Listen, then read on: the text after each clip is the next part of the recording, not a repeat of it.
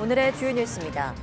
다음 달 9일부터 시작하는 추석 연휴 나흘 동안 전국 고속도로의 통행료가 모두 면제되고 휴게소와 철도, 버스 안에서 식사가 허용됩니다.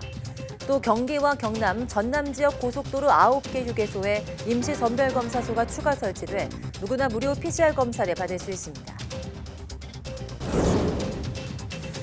오늘 3일부터 국내 들어오는 입국자들은 코로나19 음성 확인서를 제출하지 않아도 됩니다. 다만 입국 후 1일 이내 하는 PCR 검사는 현재처럼 유지하기로 했습니다. 정부가 오미크론 변이에 효과가 있는 개량 백신을 이르면 10월 도입하기로 했습니다.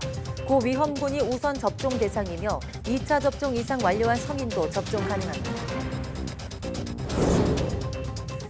미국 텍사스주에서 원숭이 두창 감염 환자가 사망했습니다. 보건당국이 사망 원인을 확인 중으로 사인이 원숭이 두창으로 확인되면 미국에서 첫 사례가 됩니다. 러시아가 내일부터 3일 동안 가스관 점검을 이유로 독일로 가는 가스 공급을 잠정 중단합니다. 이를 계기로 러시아가 아예 가스 공급을 끊을 거란 우려가 나오는 가운데 유럽연합은 비상대책 마련에 돌입했습니다.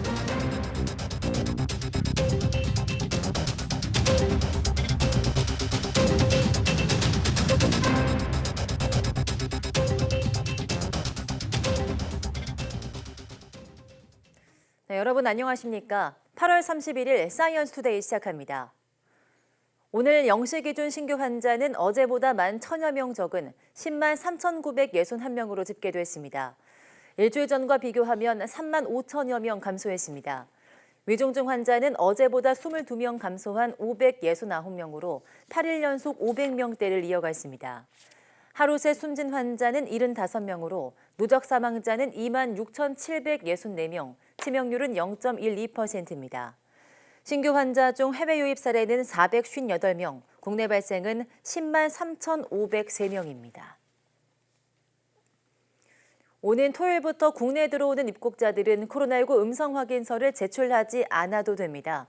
중대본은 다음 달 3일 0시부터 항공편이나 선박편으로 국내에 들어오는 모든 내외국인들의 사전 코로나19 검사 의무를 폐지하기로 했습니다. 다만 입국 후 1일 이내 하는 PCR 검사는 해외 유행 변이를 차단하기 위한 최소한의 조치로 현재처럼 유지하기로 했습니다. 정부는 코로나19 오미크론 변이에 효과가 있는 개량 백신을 이르면 10월 도입하기로 했습니다.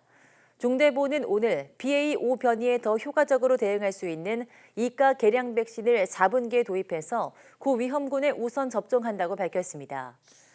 2차 접종 이상 완료한 18세 이상 성인도 접종 가능합니다.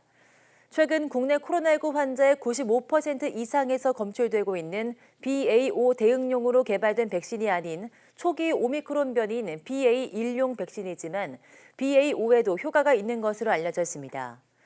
또 국내 기업인 SK바이오사이언스가 개발한 스카이코비언 백신도 내일부터 사전 예약을 시작해 다음 달 5일부터는 당일 방문과 접종이, 13일부터는 예약 접종이 이뤄집니다. 네, 오는 추석 연휴 전국 고속도로의 통행료가 모두 면제되고 휴게소와 철도, 버스 안에서 취식이 허용됩니다. 또 경기, 경남, 전남 지역 고속도로 9개 휴게소에 임시 선별검사소가 추가 설치돼 누구나 무료 PCR 검사를 받을 수 있습니다. 정부는 이번 추석 연휴 기간에 모임이나 방문에 인원 제한을 하지 않고 휴게소나 버스, 철도 안에서의 실내 취식을 허용하기로 했습니다. 다만 요양병원과 시설의 접촉 면회는 금지되고 비접촉 대면 면회만 허용됩니다. 중대본은 연휴 기간 진단과 치료, 처방이 한 곳에서 가능한 원스톱 진료기관을 전국 4,900여 개소에서 운영하기로 했습니다. 또 당번 약국 운영을 통해서 먹는 치료제를 원활하게 공급하고 지역에 당번 약국이 부족한 경우 지역 보건소를 통해 약을 공급하기로 했습니다. 네, 중국에서는 확진자가 한 명도 나오지 않은 지역에서 사흘 동안 봉쇄 훈련이 벌어졌습니다. 방역 조치를 어기면 3족을 처벌하겠다는 현대판 연좌제를 발표했다가 역풍을 맞고 취소한 곳도 나왔습니다. 왜 이런 웃지 못할 일이 반복되는 건지 베이징 강정규 특파원이 보도합니다. 시내 중심지의 교차로가 텅 비었습니다. 도시로 진입하는 요금소도 닫혔습니다. 중국 허난성 맨치현은 사흘 동안 주민 30만 명의 외출을 막고 대중교통 운행을 중단시켰습니다. 앞서 일주일 동안 코로나19 전수검사에서 나온 확진자는 단 한 명도 없었습니다. 도시 봉쇄의 명목은 훈련이었습니다. 眼下的管控是为了更好的自由，当前的停止是为了明天更好的前行。 최근 열흘 동안 주변 지역에서 감염자 277명이 나오자 벌인 일인데 중국인들의 반응은 싸늘했습니다. 在没有确诊病例的情况下的话，实施全区的静态管理是吗？那我个人觉得话是不是特别的合理的？ 수도 베이징에서 가까운 허베이성 청더시는 방역 연좌제를 발표했다가 역풍을 맞았습니다. 유증상자가 동선을 숨기거나 역학조사에 협조하지 않을 경우 본인뿐만 아니라 3대에 걸쳐 불이익을 주겠다는 내용이었습니다. 결국 여론의 문매를 맞고 하루 만에 철회했습니다. 这个惩罚是否要像会延续多长时间，或者说比如说对其他方面有多大这个影响，我觉得这块还是需要有一个慎重的讨论，大家啊。 중국 당국의 웃지 못할 방역 조치에서 경직된 관료 조직의 단면이 엿보입니다. 특히 시진핑 주석의 대관식으로 불리는 20차 당대회를 앞두고 제로 코로나만큼은 꼭 지켜내야 한다는 절박한 분위기가 읽힙니다. 베이징에서 YTN 강정규입니다. 미국 텍사스주에서 원숭이 도창 감염 환자가 사망했다고 주 보건당국이 밝혔습니다. 텍사스주 보건서비스부는 현지 시간 30일 원숭이 도창에 감염됐던 해리스 카운티 거주 한 성인이 사망했다고 발표했습니다. 주 보건당국은 원숭이 도창이 이 환자의 사망에 영향을 끼쳤는지 조사 중입니다. 사인이 원숭이 도창으로 확인되면 미국에서는 첫 사례가 됩니다. 해리스 카운티 관계자는 현재 사인은 알려지지 않았다면서 원숭이 도창이 이 사람의 죽음에 어떤 역할을 했는지 확인하고 있다고 밝혔습니다. 이어 부검을 진행 중이며 결과는 몇 주 안에 나올 것이라며 이 성인은 몇 가지 심각한 질병에 시달렸고 심각한 면역 저하가 있었다고 전했습니다. 제11호 태풍 흰남노가 초강력 태풍으로 발달한 뒤 한반도에 영향을 줄 가능성이 있어 주의가 필요합니다. 태풍은 다음 주 초반쯤 대한해협을 통과할 가능성이 큰데요. 이렇게 되면 전국이 태풍의 직접 영향권에 들어 비바람 피해가 우려됩니다. 정혜윤 기자입니다. 일본 남동쪽 해상에 커다란 소용돌이 구름이 보입니다. 제11호 태풍 흰남노인데 하루 만에 태풍의 눈이 뚜렷해질 정도로 세력이 급격히 강해졌습니다. 태풍은 타이완을 향해 서진하다가 주말쯤 방향을 북서쪽으로 틀어 제주도와 일본 규슈 부근을 향해 북상할 전망입니다. 이후 진로는 아직 유동적입니다. 다만 영국과 미국, 우리나라의 예측 모델이 대부분 태풍 흰남노가 다음 주 초 제주도를 거쳐 대한해협을 통과하는 것으로 모사하고 있습니다. 어제와 오늘을 분석을 비교를 해볼 때 일단 점점 더 서진보다는 북진할 가능성들이 조금씩 높아지고 있는 상황입니다. 특히 태풍은 30도 안팎의 고수온 해역을 지나며 세력이 점점 더 강해져 주 후반에는 중심 기압이 910헥토파스칼까지 낮아지고 중심 최대 풍속도 초속 56m에 달할 것으로 보입니다. 역대 우리나라에 영향을 준 태풍 가운데 가장 강했던 1959년의 태풍 사라와 비슷한 수준입니다. 역대 가장 강한 태풍이 1959년 태풍 사라였는데 당시 중심 기압이 952헥토파스칼이었습니다. 이번 태풍은 한반도 부근에서 이보다 더 기압이 낮을 것으로 보이고 바람도 초속 50m 이상으로 예상돼 역대급 태풍으로 기록될 가능성이 큽니다. 태풍이 영향을 준다면 일요일 제주도를 시작으로 다음 주 월요일에는 남부지방에, 화요일에는 전국에 비바람이 거세질 것으로 보입니다. 기상청은 추석을 앞두고 강한 태풍이 예고된 만큼 앞으로 변화하는 기상 상황과 태풍 예보에 주의를 기울여 달라고 당부했습니다. YTN 정혜윤입니다.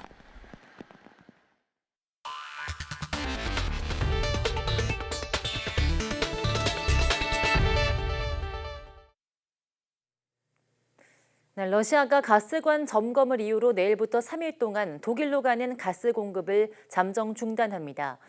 이를 기회로 러시아가 아예 가스 공급을 끊을 거라는 예상도 나오는 가운데 유럽연합은 비상대책 마련에 들어갔습니다. 임수근 기자입니다. 러시아 국영가스회사 가스프롬이 내일부터 3일 동안 노르트스트림 1 가스관을 다시 잠급니다. 표면상 이유는 가스관 점검이지만 유럽연합에 대한 보복의 하나입니다. 로버트 하벡 독일 경제부총리는 독일 정부가 값싼 러시아산 가스에 지나치게 의존하는 정책을 자초했다며 쓰라린 현실을 자책했습니다. Buchstäblich einen Preis. Das wurde in Talkshows und in politischen Reden quasi als rhetorische Formel den Sommer über vor sich hergetragen. Es ist aber keine rhetorische Formel. Es ist bittere Wirklichkeit. Es ist bittere Wirklichkeit. 러시아발 에너지 위기가 점점 악화하면서 유럽연합이 다음 달 9일 가스요금 대응책 마련에 다시 나섭니다. 이번 회의에서는 발전에 사용되는 가스요금 상한제와 전력시장 구조개혁 등이 논의될 예정입니다. 유럽연합은 특히 급등한 전기요금을 내리기 위해 가스요금과 전기요금의 연동을 차단하는 방안을 검토하고 있습니다. Jetzt sehen wir mit diesen exorbitanten hohen Gaspreisen, dass wir entkoppeln müssen. 이런 가운데 독일은 러시아의 가스 공급 중단에 대비해 11월 1일까지 가스 비축률을 95%로 확대하는 계획이 순조롭게 진행되고 있다고 밝혔습니다. 당초 10월 1일까지 목표로 한 85% 비축률을 한 달가량 앞당겨 달성할 것이라고 덧붙였습니다. Die wir getroffen haben, sicher in diesem Winter besser zurechtkommen werden, als einige uns vor einiger Zeit vorhergesagt haben. Das ist das Ergebnis unserer kollektiven Anstrengung. 서방의 제재에도 불구하고 러시아가 올해 7월까지 석유와 천연가스 판매로 970억 달러, 130조 원을 벌어들인 것으로 집계됐습니다. 중국과 인도, 튀르키예 등의 수입 확대로 서방의 제재가 힘을 잃었다는 분석입니다. YTN 임수근입니다. 발트해와 인접한 8개국이 러시아산 천연가스에서 탈피할 수 있도록 오는 2030년까지 해상풍력 에너지 발전량은 20기가와트로 7배 늘리기로 합의했습니다. 메테 프레데릭센 덴마크 총리는 현지 시간 30일 코펜하겐에서 핀란드, 독일, 라트비아, 리투아니아 등 발트해 인접 8개국과 논의를 마치고 이같이 밝혔습니다. 프레데릭센 총리는 20기가와트는 2천만 가구의 전기를 공급하기에 충분한 양이라고 설명하면서 우크라이나에서 전쟁을 일으킨 러시아가 에너지를 무기로 사용하는 바람에 에너지 가격이 급등해 유럽에 위기를 가져왔다고 지적했습니다. 정부가 현재 27%인 원전 발전 비중을 오는 2030년 32.8%로 늘리고 신재생 에너지 발전 비중도 21.5%로 높이는 방안을 추진하기로 했습니다. 산업통상자원부는 이 같은 내용의 제10차 전력수급 기본계획 실무안을 마련했다고 밝혔습니다. 문재인 정부에서 만든 9차 계획과 비교해 원전 비중은 7.8%포인트, 신재생에너지는 0.7%포인트 높아진 반면 석탄은 8.7%포인트 낮아졌습니다. 또 지난해 10월 확정한 2030년 온실가스 감축 목표와 비교하면 원전은 8.9%포인트 높고 신재생에너지는 8.7%포인트 낮은 수준입니다. 이번 10차 계획의 적용 기간은 올해부터 오는 2036년까지입니다. 미국 인플레이션 감축법에 따른 한국산 전기차 차별 문제를 해소하기 위한 한미 양국의 협의가 본격적으로 시작됐습니다. 안성일 산업통상자원부 신통상질서전략실장을 비롯한 정부 합동대표단은 미국 무역대표부와 상무부 관계자를 만나 전기차 보조금 문제에 대한 논의를 벌였습니다. 이 자리에서 정부 대표단은 한국산 전기차가 보조금 대상에서 제외된 데 따른 정부의 우려를 전달하고 현대차의 북미 전기차 공장이 완공되는 2025년까지 해당 조항 유예를 요청한 것으로 알려졌습니다. 대표단은 현지 시간 31일까지 워싱턴 DC에 머물며 재무부와 국무부 관계자와 연쇄 접촉을 이어가며 대책을 협의할 예정입니다. 낮에는 직장에서 일하며 실무를 익히고 야간과 주말에는 대학에서 관련 이론을 배우는 일학습 병행제가 인기를 얻고 있습니다. 기업들도 별도 비용 없이 직원들의 전문성을 높일 수 있어서 적극 참여하고 있다고 합니다. 오태인 기자입니다. 2년 전 아파트 관리 업체에 입사한 송석출 씨. 다니던 회사가 부도가 나 문을 닫자 지금 회사에서 인생 2막을 시작했습니다. 오랜 시간 한 일이 아니다 보니 전문성이 떨어진다고 생각해 공부를 더 하기로 마음먹고 일학습 병행 과정을 운영하는 대학에 입학했습니다. 2년 동안 말 그대로 주경야독 한 결과 우수한 성적으로 졸업했습니다. 전문 친구들한테 뒤지지 않고 했다는 게 상당히 만족합니다. 이제까지 배운 토대를 밑바탕으로 해서 어떤 위기 상황이 발생하면 많은 도움이 되지 않나 생각합니다. 일학습 병행제는 낮에는 회사에서 실무를 익히고 저녁과 주말에는 대학에서 이론을 배우는 과정입니다. 취업한 지 1년이 안 된 신입사원이면 지원할 수 있습니다. 학생이 소속된 회사는 정부로부터 연간 1,000만 원을 지원받고 학생들은 등록금과 교재를 지급받습니다. 울산과학대학교는 지난 2017년 첫 신입생을 모집해 4년 만에 졸업생 100명을 배출했습니다. 업무의 고도화를 위한 지식을 우리 대학의 이렇게 과정을 통해서 습득함으로써 업무에서도 굉장히 효율성을, 또 우리 학력에 대한 여러 가지 만족도를 높일 수 있는 프로그램이라고. 참여 기업도 꾸준히 늘어나면서 전기 분야와 기계 분야, 화학 분야 등 다양한 분야에서 기업들이 처음보다 2배 이상 늘었습니다. 일하면서 공부하고 업무 전문성까지 높일 수 있는 일학습 병행제에 직장인과 기업의 관심이 높아지고 있습니다. YTN 오태인입니다. 네, 은행에서 돈을 빌린 개인이나 기업은 신용도가 올라가면 금리 인하를 요구할 수 있는데 은행들의 금리 인하 요구권 수용 현황이 어제 처음으로 비교 공시됐습니다. 5대 시중은행 가운데 농협의 수용률이 높았고 신한은행이 가장 낮았습니다. 박병환 기자입니다. 은행 대출자들은 승진하거나 연봉이 오르면 은행에 금리 인하를 요구할 수 있습니다. 단대출 상품이 신용 상태별로 금리에 차등을 두는 상품이어야 해 신용대출과 부동산 담보대출, 전세자금 대출 등 일부 상품만 가능합니다. 은행은 재심사에 금리 인하를 해주기도 하는데 이런 방침이 잘 지켜지지 않자 정부가 금리 인하 요구 수용 실적 공개를 지시했습니다. 올해 상반기 5대 시중은행의 경우 NH농협은행이 59.5%의 수용률을 보여 가장 높았고 우리은행, KB국민은행, 하나은행, 신한은행 순이었습니다. 이에 대해 신한은행은 신청 건수가 월등히 많아 수용률은 낮았지만 절대 수용 건수나 이자 감변액은 5대 은행 중 가장 많다고 해명했습니다. 공시에 참여한 19개 은행 전체로 봤을 땐 KDB 산업은행의 수용률이 92.6%로 가장 높고 토스뱅크가 17.9%로 가장 낮았습니다. 대체로 인터넷 은행들이 인색했습니다. 금융당국은 이런 자료 공개가 대출을 받으려는 소비자들에게 참고가 될 것으로 기대하고 있지만 은행들은 불만입니다. 비대면 프로세스 등으로 금리 인하 요구권 신청 건수가 많아지면 수용률이 하락해 고객의 금리 인하 요구에 소극적으로 대응한 것처럼 비춰질 수가 있습니다. 은행권은 저축은행이나 카드사, 보험사에 비해 금리 인하 요구 수용률은 낮지만 수용 건수와 이자 감면액은 가장 크다고 설명했습니다. 금리 인하 요구권 실적은 반년 주기로 은행연합회 홈페이지 등을 통해 공시됩니다. 경쟁을 통해 서비스질을 높이려는 금융당국과 기업 내부 정보 공개를 꺼리는 금융기관들 사이에 긴장감도 엿볼 수 있습니다. YTN 박병환입니다. 네, 정부가 강도 높은 구조조정 일환으로 공무원들의 허리띠를 바짝 졸라매기로 했습니다. 내년도 예산안에서 5급 이하 공무원 임금을 1.7%만 올리기로 했는데 공무원들은 물가 상승률을 고려하면 사실상 임금을 삭감한 거라고 반발했습니다. 차유정 기자입니다. 정부가 공직사회부터 솔선수범하자며 4급 이상 공무원 보수를 반납 동결하기로 했습니다. 정부가 발표한 내년 예산안을 보면 장차관급 공무원은 보수의 10%를 반납하고 4급 이상은 동결합니다.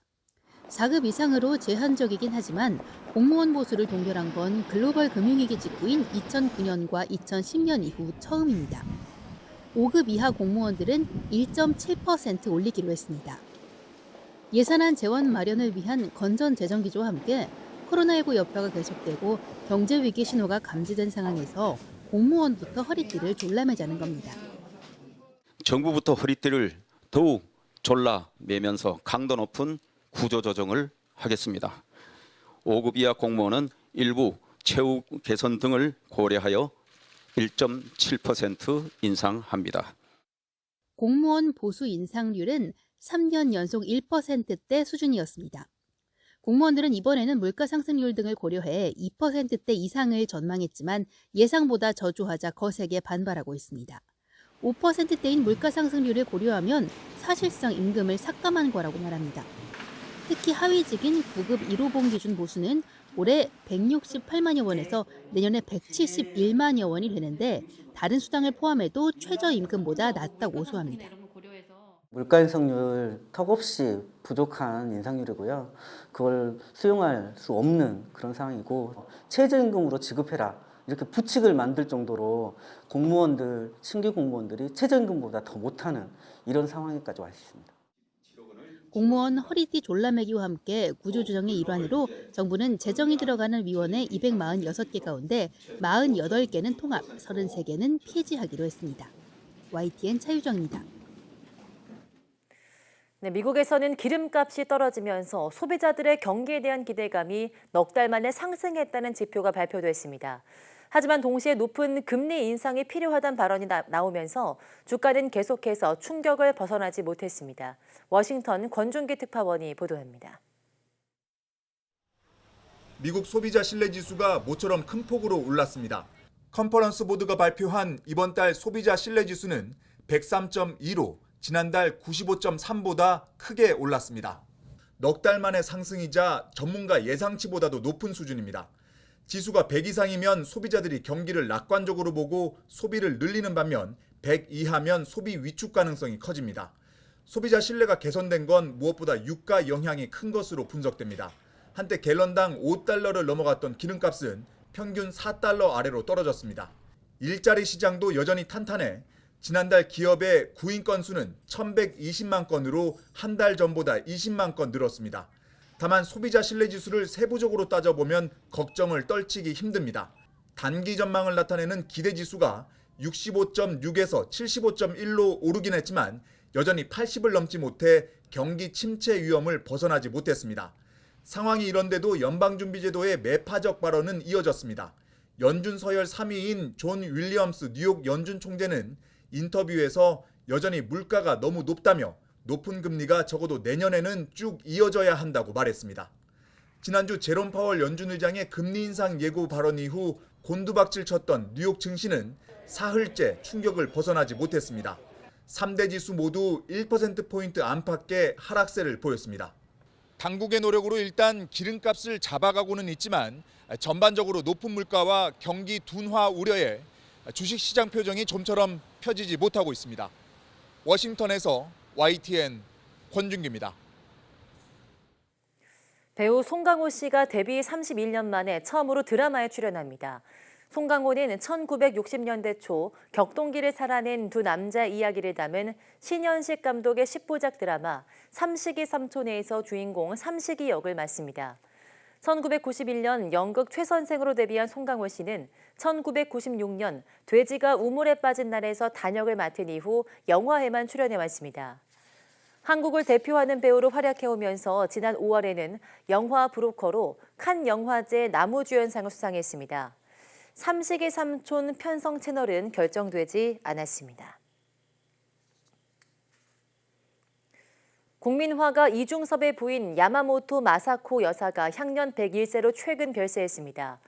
일본 도쿄에 살던 마사코 여사는 지난 13일 노환으로 세상을 떠났습니다. 1936년 일본 문화학원 미술부 선후배로 이중섭과 인연을 맺은 고인은 1945년 한국으로 와 이중섭과 결혼했습니다. 이중섭은 고인에게 남쪽에서 온 덕이 있는 여인이라는 뜻으로 이남덕이라는 우리 이름을 지어줬습니다. 1952년 부친의 별세를 계기로 두 아들과 일본으로 떠난 마사코 여사는 그리움을 담은 이중섭의 편지와 그림 속에 많이 등장합니다. 고인은 2012년 남편의 유품인 팔레트를 서귀포시에 기증하기 위해 제주를 찾은 적이 있습니다.